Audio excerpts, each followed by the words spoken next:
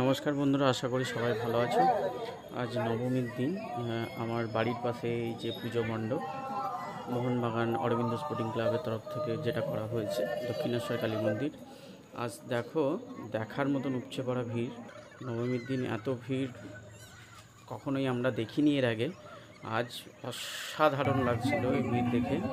মানে এত এত লোক এসছে দেখতে, বাইরে থেকে, আমাদের কাঁদির লোকাল তো বটেই, তাছাড়াও বাইরে থেকে প্রচুর দর্শনার্থীরা এসেছিলো। এবং দেখো একদম মানে ভিড়, মানে ঠাসা ভিড়, পা রাখার জায়গা পর্যন্ত ছিল না এরকম অবস্থা।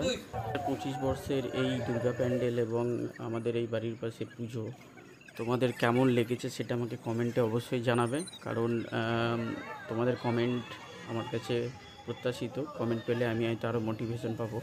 আমি ব্লগ খুব কম বানাই, ব্লগ হয়তো বানানো হয় না, যদিও বানাই খুব অল্প স্বল্প। তো তোমাদের যদি কমেন্ট বা থাকে বেশি, তো আমি চেষ্টা করব সেই ব্লগ আরও বেশি করে বানানো। তোমরা আমাকে কমেন্টে জানাবে কোন ধরনের, কী ধরনের ভিডিও, কেমন চাইছো তোমরা। আর এই পুজোর তো তোমাদের সবাই ভালো কাটুক, সবাই ভালো থাকো, সেটাই আমি বলবো। পুজোতে খুব সবাই আনন্দ করো।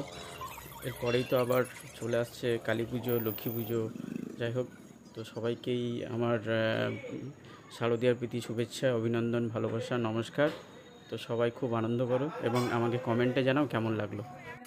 আর প্যান্ডেলের ভিতরের ভিডিওটা দেখার জন্য অবশ্যই রেডি থেকো, কারণ এই ভিডিওটা আমি আবার এর পরবর্তী ভিডিওতে দেবো। হয়ে যাবে বলে ছোট ছোট পার্ট করে দিচ্ছি, তোমরা দেখো, অবশ্যই এনজয় করো।